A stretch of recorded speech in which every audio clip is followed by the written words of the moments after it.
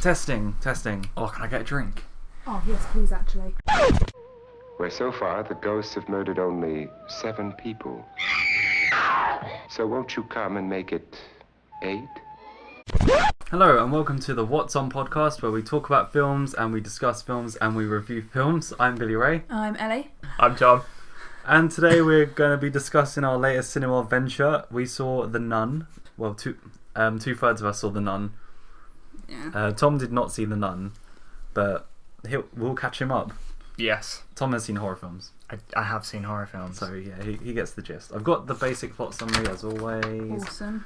So Tom, here's what happens in The Nun. An essay, Right.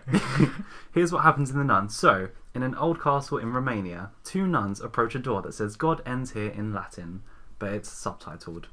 So, Nun 1 opens said door and enters. A scream later, Nun 1 crawls out of the doorway all bloody and hands a key to Nun 2, telling her she knows what she must do. Nun 2 says, "I can't," to which Nun 1 replies, "Then not even God can help." And then she gets dragged into the darkness. Not even God can help.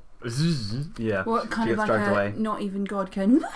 It's like, Okay. then not even God can... Yes. Yeah, so she gets dragged into the darkness. And then Nun 2 takes the key and runs to her room, where she jumps out of the window with a noose around her neck. That's how the film starts. It's very savage. Yeah, it's pretty pleasant. Gives you an idea of what you're in for. So, Nun 2's hanging body is discovered by a man called Frenchie. He's the delivery guy. He delivers the nuns, stuff. He's also French. And they call him Frenchie. French-Canadian, actually, which French-Canadian. is part of the joke, funnily enough. What is a Frenchman doing here? He's like, actually, I'm French-Canadian. He's also quite handsome, and he spends the whole film trying to French one of the main characters, funny enough. Who's also trying to be a nun. He's trying to be a nun. No, she's trying to be a nun. Okay. So, a group of priests at Vatican City send a priest called Father Burke to investigate the nun's suicide. I laughed at that as well. He's a bit of a Burke. Alongside a nun called Sister Irene. She hasn't taken her vows yet, and she's young. This is the one that Frenchie's trying to hit on. He's trying to French her. Yeah. That's the one Frenchie's trying to French. Mm-hmm. Yeah, it's all very good and very deep, yes. So Father Burke and Sister Irene meet Frenchie, who takes them to the castle where he found the body. In the castle, a fully covered nun dressed all in black tells them they can stay in a nearby convent, so they set up for the night and Frenchie leaves. Because he ain't got no business there now. The next day, a nun tells Irene that in the Dark Ages, a duke obsessed with the occult tried to summon a demon in the catacombs, but he was stopped by the noblemen using an artifact containing the blood of Christ. I thought this was quite funny. A bunch of noblemen just running with their swords and stuff. It's like, oh my god, it's the Christians. Was that like Knights Templar outfit? Oh, like the red crosses and the then white helmets shields and yeah. So they bought this artifact with the blood of Christ, and that's how they stop the demon from coming out. They closed sort of the thing. rift. Yeah. So then, like Dragon Age. Yeah, that I got really excited then. I was like, yes! So then, during World War II, there's a bombing, and this causes the gateway to reopen and unleash the demon Valak from, you might know from The Conjuring. Yeah. So in order to keep the demon at bay, the nuns must keep praying constantly. They take it in shifts to pray in the abbey. But the demon is growing stronger every day, and the nuns need Father Burke and Sister Irene's help to stop it. And that is the basic plot summary. Okay. But we can go more in depth and in detail as we shall. Now, I am not the biggest fan of horror films because I don't like to be scared. I didn't get that vibe from you. I just didn't. There was a moment we were watching the adverts and I forgot we were seeing a scary film. I was just so excited that we were at the cinema. I'm like, yeah, all the adverts. And it's like, now it's time to sit back, relax. The best part is beginning. And I remember turning to you and taking my scarf up to my face and going, I don't know why we're here. Oh God, I don't want to do this. You specifically said, Tom's the one that wanted to see it. Why am I here? You did. But it was, I did enjoy the film. Mm-hmm. I did have a night when I got back where I was a bit booked out by my hallway. Yeah, you were terrified by the hallway. I was absolutely terrified. I wouldn't walk in it by myself or without the light. I actually wrote a note on that. I can't look down a dark hallway the same way ever again. So the film did its job. It was very Evidently. creepy. Yeah, there's so many shots just set down these really dark corridors where they're only very lightly lit. Lightly lit. They're very dimly lit. They're very dark, and you can only just make out parts of the nun's face. So you just see this pale face with these yellow eyes coming towards you, and it was just like, oh my god. Yeah, and with the music and things that people say and do over the top, like it was what particularly actually made me get hairs on the back of my neck was when at one point in the film, the Sister Irene and the Burke priest, Father Burke, they have to splinter off because the convent is cloistered. No men are allowed to pass through the gates, and she's in her room and she can hear the women praying, and she's walking around and she finds all the nuns praying together in the abbey, and she can see a giant shadow, and it moves across the walls towards her, and she's petrified. She can't even move, and she sees it kind of like shrinking down next to her and walk across the mirror, and she looks into the mirror and it walks behind her, and she turns around. There are no nuns, there is no shadow, she's alone in the chapel, and then she turns behind her and the nun jumps for her through the mirror as the cross falls down behind her, and it's all what? I forgot about that. That was well creepy. It was. With whatever they did with the women as nuns all together, I found truly terrifying and very disturbing. So you found it disturbing when all the nuns were together? Oh yeah, always. Except when obviously there wasn't. That interests me, considering that you grew up in a religious family, and you find like a group of organised religious people. No, it's the fact that they were possessed. They weren't there. And they were so shadowed and cloaked. And... Oh, I see. The image of all the nuns when they're scary looking. Yeah. Okay, when they're safe and fine, it's great. Like, I felt so sorry for them. I want to get at some point really talk in depth about when they're all praying together properly, like, you know, for their lives. That for me was quite touching. Like, this is scary. And yes, bless them. Pun was not intended. I intend the pun. Stand by your puns. Yeah, I think some of the best parts of the film are when you can't quite see the nun, when she's in the distance, she's down the corridors, or you just see her reflection in windows and such. Because that's when monsters and stuff in horror films are at their best. You know, when you can't really make them out properly. That, you know, it's the fear of the unknown, isn't it? Yeah. Because when you do see this demon nun up close, I didn't find her that scary. Like, you know, at the end when she's trying to strangle Irene, and you just see this smiling, sharp, toothed face with the yellow eyes in the grey skin. Yeah, it's quite creepy, but I find it more reminiscent of old campy films like The Evil Dead. Yeah. Like, I could just imagine her stabbing someone in the ankles with a pencil and just like, you know. Yeah, I do agree. I was more frightened of her when she wasn't physically touching anybody, or she was, but like in a weird kind of grudge way, you know, like you're lying down and her hands are all over your face, kind of in a ghostly way, than when she was actually physically in her face, like smiling at her. It was just like, all right, you're just a crazy lady attacking me. I wasn't as frightened. It was far more frightening when she was cloaked and dark, and the eyes, it was the yellow eyes through the dark. You can just see them in the distance. See them, and it wasn't like a cat where you're like, bang, here I am. It was just barely. You know, it's enough to when you know you're being watched before you've seen them. Yeah, it's like you can barely make out that they're yellow, but you know they're yellow. You can tell. Yeah. Something I actually, both Billy and I had a big problem with, and I know it's the whole horror trope of don't go in there sort of thing. But when they first get to the Abbey and they kind of break into the Abbey initially to get in, they meet the abbess, who they don't see at all. She is completely cloaked. You don't see her face. Sister Irene goes, hello, like, we've come to investigate the recent hanging outside your door that you have not actually dealt with, because Frenchie found her all eaten and pecked at by the birds. So she's like, "There's, someone's been hanging outside your door. What's going on?"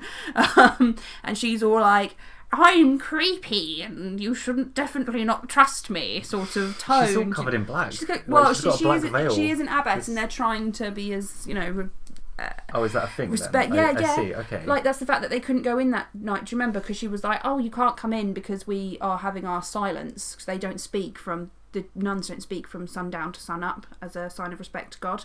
So she was like, "But you can stay in this room that we have," and they're like, in the convent, and they're like, "Okay, yep, no problem, creepy nun. We'll definitely stay in this 100% haunted place." Like it was just, she was so creepy, and even they were like looking at each other, really disturbed. Like, what do we do? And she was kind of denying and then not denying that she knew there was a girl hanging outside her door, and it was very bizarre. They were clearly disturbed by her, and they were like, "Yeah, that's fine. We'll stay the night." And it's just like, "No, I think you should leave and come back tomorrow."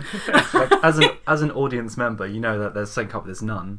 But if this was real life, she would just sound like a really disrespectful cow. This nun, she's like, she just had this attitude of like, I really don't give a shit that there's a nun hanging outside. We're just trying to pray here.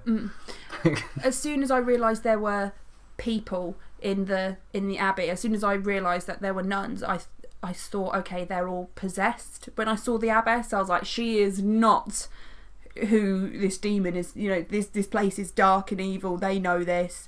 You know, it was when they found the body as well, and poor Frenchie's like, because he found the woman's body hanging, he takes it to the cellar where he's been going to drop off the supplies, and there's a door where the nuns come in after he's gone so that they never see him, and he left her lying down, and when he goes to show them where he put her, she's sitting up.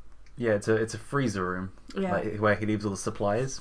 Oh, that was well creepy. That was really creepy. He's just like, this is the nun that I found hanging. Yeah. But before I go, I'll just let you know that she was lying down when I left her. Bye. He was a really good actor for it though, because I noticed as they came down the stairs, even the music, everything was fine. As in, you know, this is where I put her. We're carrying on the investigation sort of music, and Frenchie's the only one who stops, and he's kind of almost speechless. And that's when Father Burke turns around and he's like, "Okay, I'm going to go in," and he's like, "Before you go in, there's something I definitely have to tell you." Right, yeah. Because he's already been telling him, like, the neighbourhood, everything, terrible things have been happening around, like, there's something evil in that castle, all the locals, we spit, because it's good luck to not have the demons around you. It's in fucking Romania. Whereabouts in Romania, did they say? Santa Carta, or something, it was like, called this... I'm glad you remember, because I don't know. Santa Carta Abbey or something, but I don't remember where in Romania, but it was kind of farm, very rural Romania. Because obviously, like, Transylvania's in Romania. It wasn't like that. It wasn't like that at all. It was just in Romania. I get what you mean about the creepy nun. It felt more like a cult than a nunnery. Yes. It was more of a cult kind of atmosphere, which is really, really creepy, and you don't want the others to get sucked into it. And there were some things as well, again, just pulling the horror apart, where you think, okay, so you can do these amazing things like throwing them across a wall. And there was at one point where Father Burke is upset because he got into an exorcism with a little boy who died, didn't he? And yeah, it kind in the of past, yeah. And it kind of haunts him. And was it Valak? The demon, yeah, Valak. Valak, yeah. He kind of picks up on this and starts haunting Father Burke with this imagery of this boy, and he chases him out into the graveyard. Again, it's just a bit like, for fuck's sake, guys, come on, like, you know he's dead and you're following him. They would do things like, I'm going to go down this tunnel, and suddenly the radio would turn on and a light would flicker, and they'd go, oh, I'll go do that instead. And it's like, well, clearly that demon doesn't want you to go that way, so why don't you just go that way and ignore whatever the fuck they're doing, because all they're doing is fucking with your head. But anyway, let's ignore that. So Valak is disguised as a little boy. He follows the little boy out into the graveyard. And he ends up in the coffin, doesn't he? He becomes the nun, and the nun pushes him into a coffin that then falls into a grave and is just immediately covered with grass and everything, which refers back to when he was telling Irene earlier, because she was holding a little bell and he was like, oh, it's for dead ringers, you know, when you in Victorian era. And yeah, I know about the ringers. Yeah. And you were thinking, so you can do things like that, but you can't just throw Sister Irene off a balcony when literally no one else is there. Just throw her off a balcony onto a stone floor. Done. That was something. It's kind of like he just made him appear in the ground. He was just 1 minute he was on the earth, and the next he was in it. Yeah, you didn't even see like the mud go in. You just cut to a shot of him inside the coffin, and then it zooms out, and it's all there's grass on it and everything, which obviously really disturbs Sister Irene, because she can hear the bell in the night, so she comes out looking for him, and she's digging with the spade. Yeah, let's and she's talk about that. Yeah, she has visions, right? You go for it. So she can see things. She's like psychic or something. Kind of like you've seen The Conjuring, right? Yeah. Kind of like Lorraine Warren and how she's she's a medium. Yeah. So Sister Irene sees things, and I think she said when she was little they thought she was crazy or something. There's some sort of backstory there which I have somewhat forgotten. Sorry. But yeah, so she sees that he's in this grave because the demon's trying to taunt her by making all of the bells ring. Right. And then she just like uses her vision to find the right one. She uses her Assassin's Creed Eagle vision to see through the ground. She uses like her Tomb Raider survival instincts. She's just like, aha! It's either she's psychic or it's sort of implied that she was praying to God. She kind of relaxed and it was like she was asking God to tell her which is the right bell, and she found it. Because that's what the whole premise is. It's God versus this demon. Yeah. Yeah. But God can apparently only use people through... Evidently, the Almighty is not very powerful. Yeah, how can you have a door in a chapel in just, casually in Romania that's like, God ends here? Yeah, there is no God in this particular... This is in the 1950s. God had given up quite a while ago. Yeah, that was still the Dark Ages. So much for everywhere. Even fucking Santa is in that place, but not God. They have Christmas there. They have no God, though. What was the most frightening part? Oh, well, that's a question. Part of the biased part of me has to say the bit with snakes in it. Mm-hmm. Because whenever there was a snake, I was like, oh, I'm done. I'm out. You not like snakes? I hate snakes. We should get a snake. No, you should not get a snake. You'll never see me again. We should watch snakes on a plane. No, we should not watch snakes on a plane.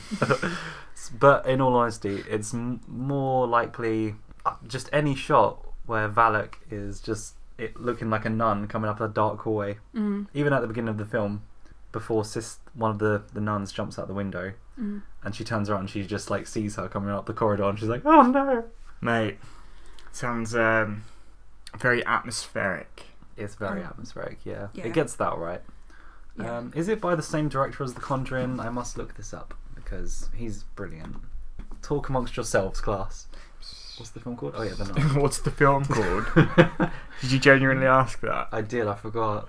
Sorry. I was like, it's not The Conjuring. Oh, it's got a 5.8 out of 10 on IMDb.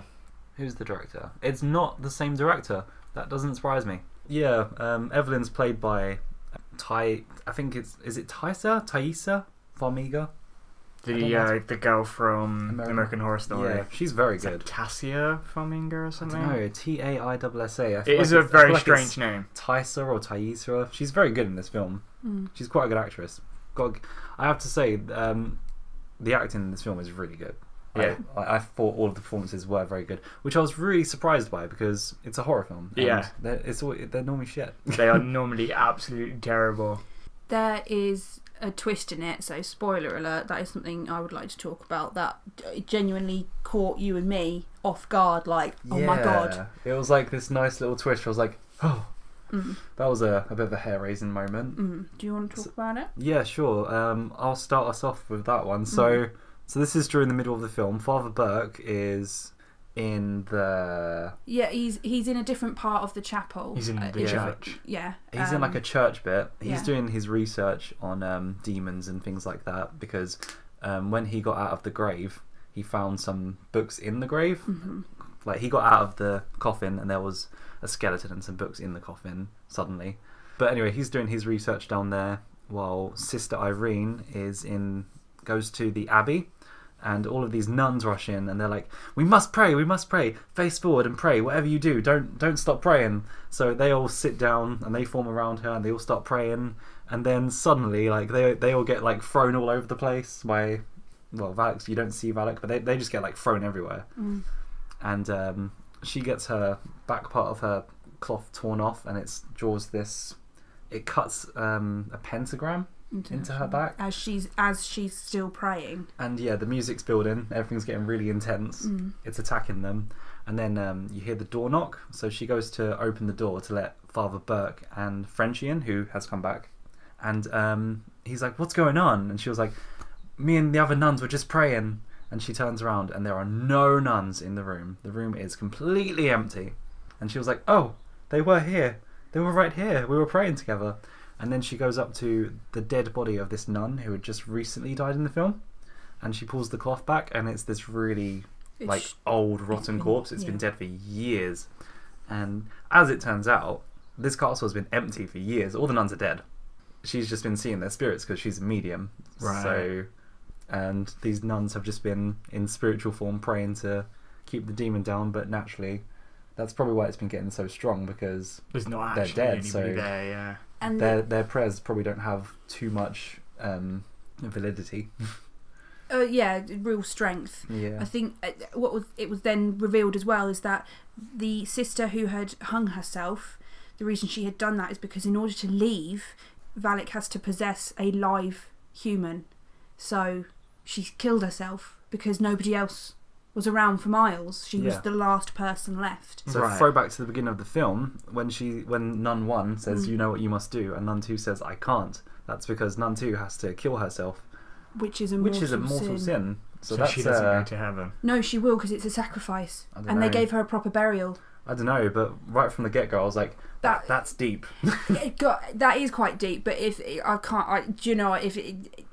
you'd have to see that as a sacrifice. You'd have to. Yeah, but you would only know that it was a sacrifice if you were actually present in that situation. Otherwise, God, from the outside looking in, I guess, it's all of God's judgment. Point. So, I guess you're right. But for everybody else, it looks like she's just committed suicide and she's not going to heaven. Yeah. Throughout the rest of the film, I was thinking, is she going to go to heaven? I don't know. Because it depends is it Old Testament God or is it New Testament God? What's going on? I don't know. Is there a third testament now? I mean, we know that she didn't go to heaven or hell for ages because all the nuns are spirits in the castle still, praying, trying to keep the demon down. Yeah. I was finding the film very, very frightening as well, right up until the part where the demon decides to play with Frenchie as he's sort of leaving the priest and the nun to kind of just be like, right, you do your investigation, I'll be back in 3 days. And he uses the body of the nun that he found, and it's very Walking Dead, and it was in that moment suddenly that I was just like, okay, I'm not frightened anymore, I can make fun of this, this is a funny film.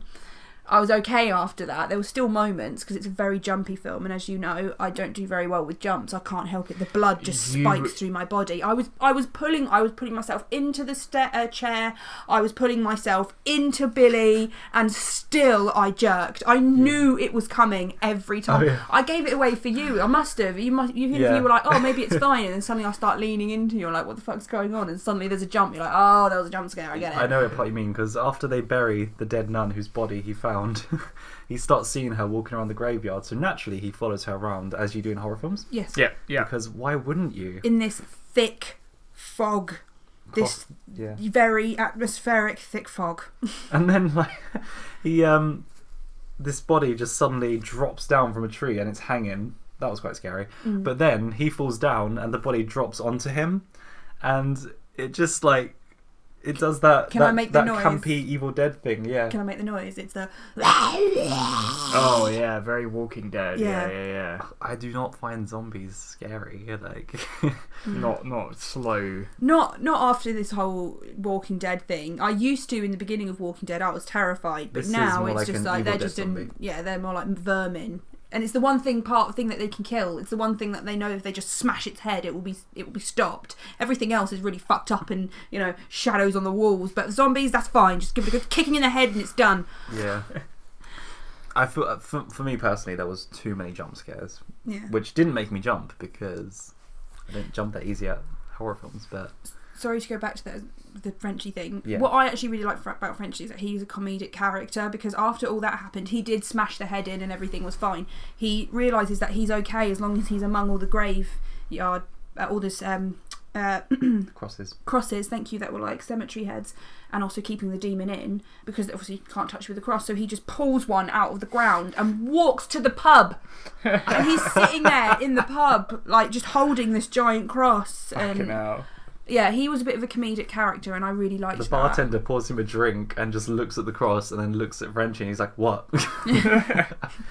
We should talk about the characters. Let's talk about Frenchie first. Because he's cool. He's quite funny. Mm-hmm. He was nice, little bit of comic relief there. Yeah, he was quite funny. He spends the whole film pretty much obsessing over Irene, saying, oh, it's such a shame that you're going to be taking your vows soon. Oh, but you haven't taken them yet.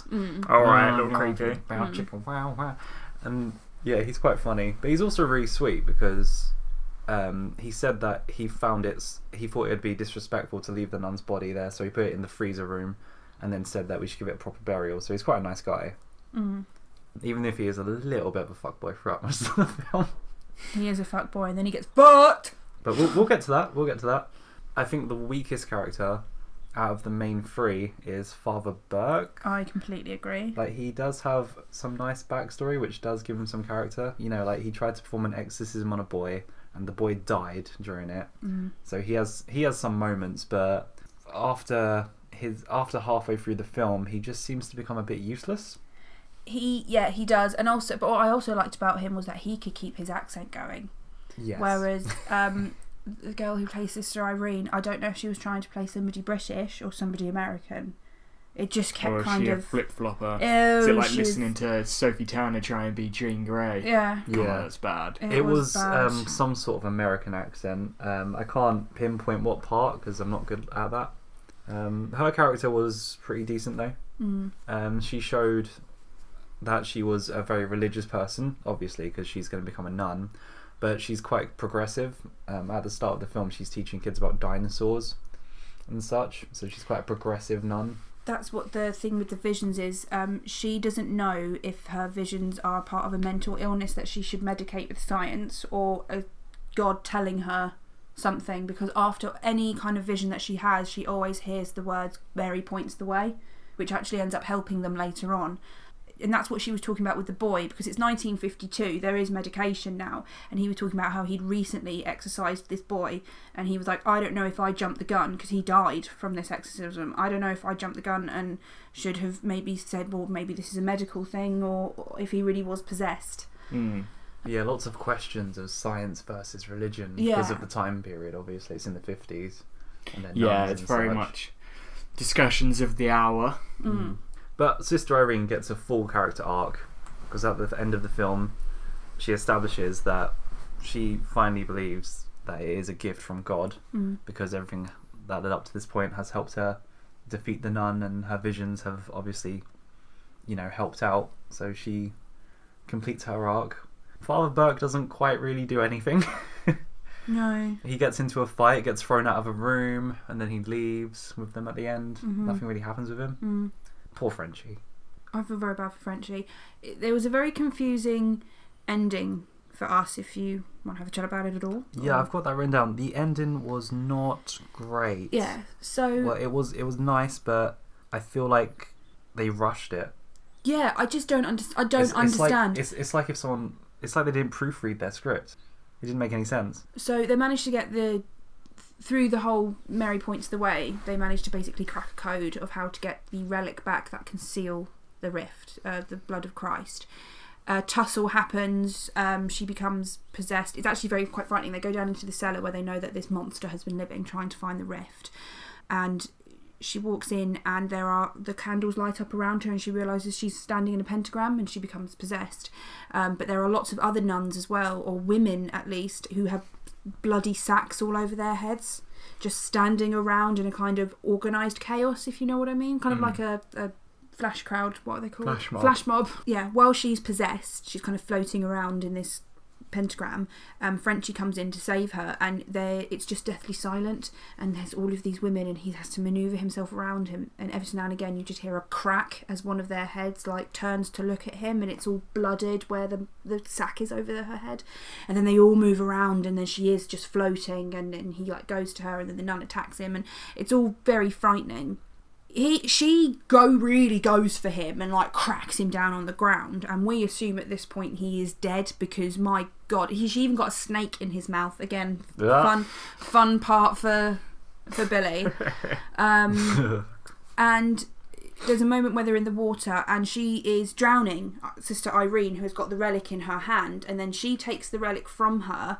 The nun takes the relic from her while she assumes she's dead, looks, and the blood is gone. She looks at Sister Irene, who is now surfaced, and Sister Irene spits the blood in her mouth. We have a problem with the fact of how the fact this doesn't make any sense, because she was drowning. How did she get the blood in her mouth while she's drowning? This, like a cross, with her hands out. How do you? It would have had to have been in her mouth for a already. While. Yeah. If you got the blood out of the artifact while you were drowning, it would. you're underwater. Yeah, it was mixed with the water. And you would have to. But it was pure blood that comes out of her mouth. I was like, what is going on? They even made a point of it. So they spit it in her. She spits it in her face. The nun starts to hiss and pull away. A drop falls in the water. The water just turns immediately and it spreads like red, and it all just got sucking back into the rift, and so does she.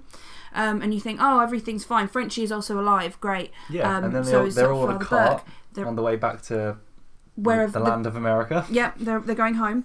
And Frenchie scratches his left shoulder, and where you see him scratching, you see an upside down cross, which is very much a sign that he has been possessed by this demon. Now, is the fucking rift closed and this demon inside it, or is it on this plane? Which one? Because the film specifically showed Valak get sucked back into the rift. Yeah. Well, it's supposed to be a prequel to the other films, isn't it? Yeah, that's right. So they shouldn't have showed Valak getting sucked into the rift. Yeah. Doesn't make any sense. That's the bit that doesn't make any sense to us. I understand. Maybe it was a hallucination. Maybe. What they should have really done, because what happens is Valak and Frenchie have a fight after Valak throws Irene out of the room. So he could have come out saying that he won the fight, and then they could have left thinking it's all good. And then you'd be like, oh shit, he's possessed.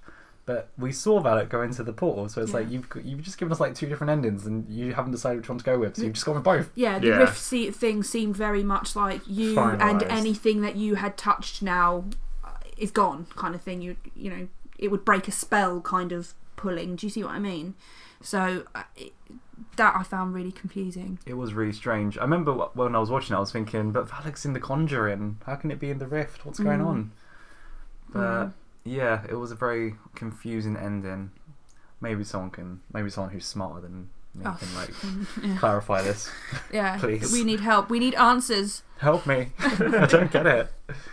But it was quite creepy, and it's just that again. It's that bit in the chamber with the nuns, and she's so frightened because the only nun that's told her about all the history of this, Sister O'Hara, or something like that. Hoea or something like that. She's the one who has died. When you pull back the white cloth, originally when she's hallucinating all these women, she's young, but she's freshly killed, and she's got blood she's clearly cried, and she has held this cross so tightly to her body she's almost stabbed it inside of her, and her hands are bloody. You can feel fear on this corpse.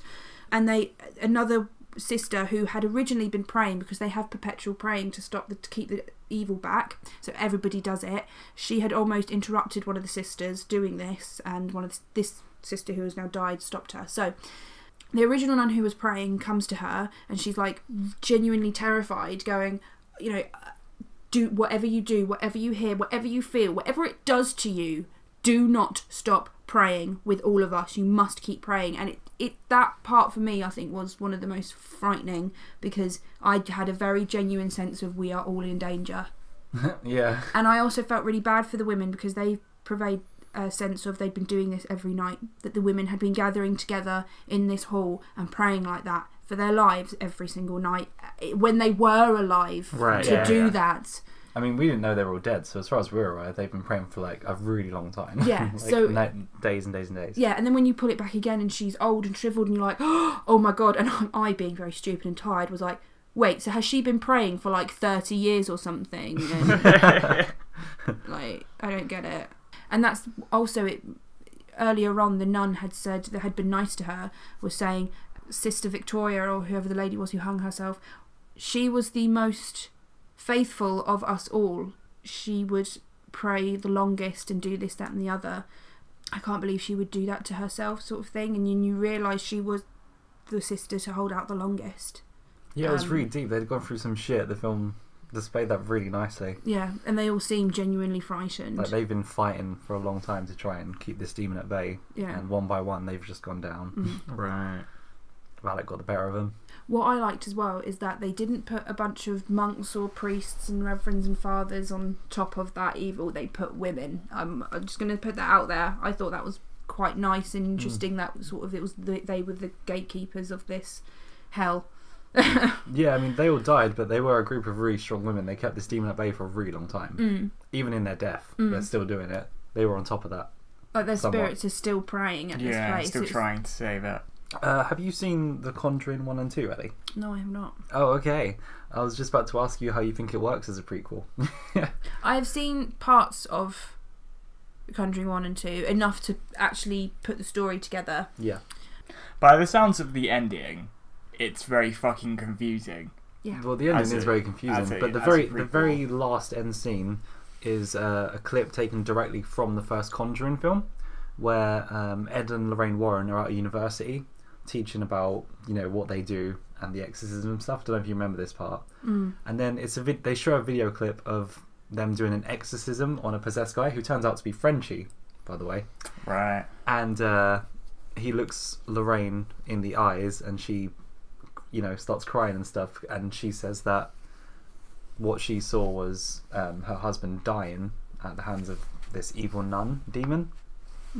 So that was a really nice throwback. So it works as a prequel. It's all right. I will say that I don't think everything that you see in the Conjuring films needs its own film. Like Annabelle. Yeah. I mean, this was 100% better than Annabelle for sure. Annabelle was shit. After seeing this, do you think they could continue The Conjuring from this point onwards, now that we've seen the backstory of this demon that Lorraine has seen kill Edward in her visions? Do you think that's going to have some sort of closure to it, some sort of ending? No, they'll milk that cow for as long as it's got milk. Yeah, they're going to milk it. Yeah. They're going to milk it. Because I reckon they could do a Conjuring 3 where they actually do kill off Ed. I mean, they'd probably milk their way out of it. Yeah. Like, they'll find some easy solution. Yeah. Like, we can bring him back.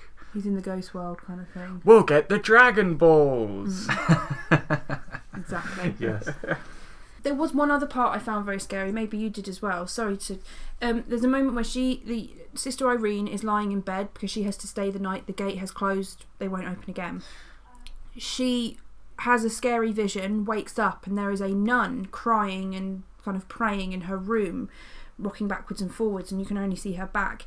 As she gets up and walks towards her, the fucking cross on her bed turns upside down. And it's not very noticeably though. This is subtle. Yeah, it was subtle. I mean, if I'd have knocked you and gone, look, would you have seen it? No, I wouldn't have. I didn't see it until you pointed it out. You're like, the cross is upside down. I was like, shit, something's gonna happen. Yeah. I watched the cross move as well, and I got a cold feeling, like, oh my god, it was not nice. And then she like kind of makes a crack sound, and she drops the beads, and they go everywhere, and you're like, why? Damn Catholics and their prayer beads. Do you know what I mean?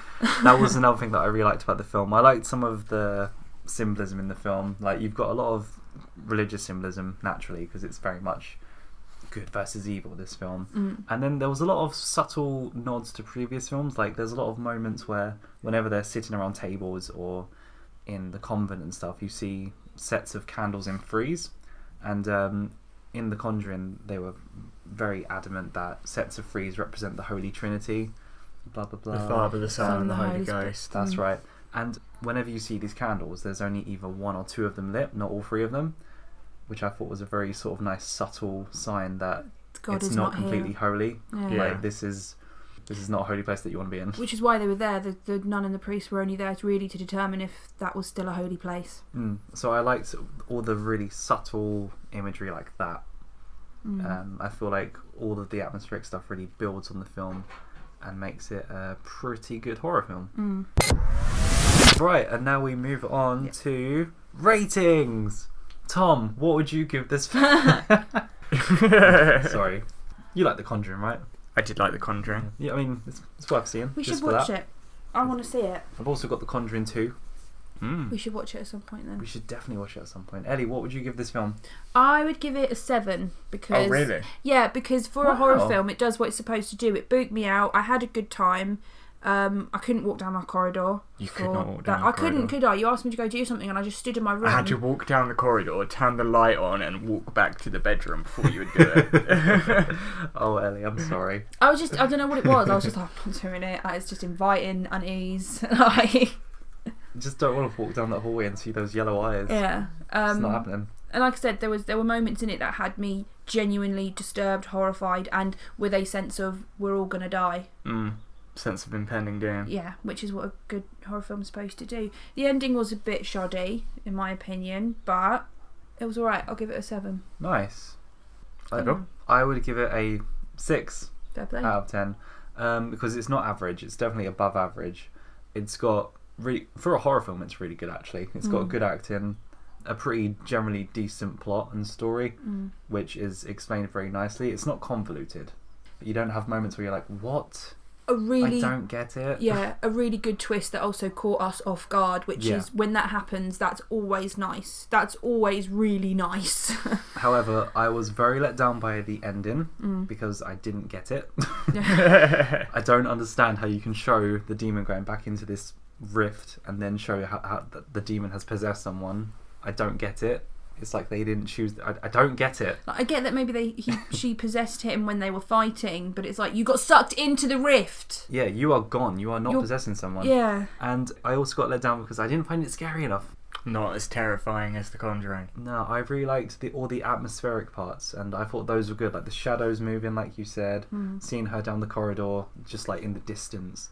But I didn't like all the jump scary bits, and I didn't like the campy sort of evil nuns jumping at you like, because I just don't find it very scary. I just don't. Thank you very much for listening. If you'd like to get in touch with us, you can tweet us at whatson_podcast. You can email us at whatsonpodcast@outlook.com, or you can just comment on whatever platform you can find us on. Let us know about the ending if we really are just missing something there, because I genuinely am confused. Yeah, thoughts, comments, opinions. Yeah, please. Send them in. No, I want to know. Like I'm No, I get it. I don't know what to like. You got sucked into the rift. You can't just be here and not be here. Yeah. Did you think it was better than a 6/7 out of 10? Did you think it was worse? Let us know. Thank you very much for listening, and we shall see you next time. Bye-bye. Bye. See ya.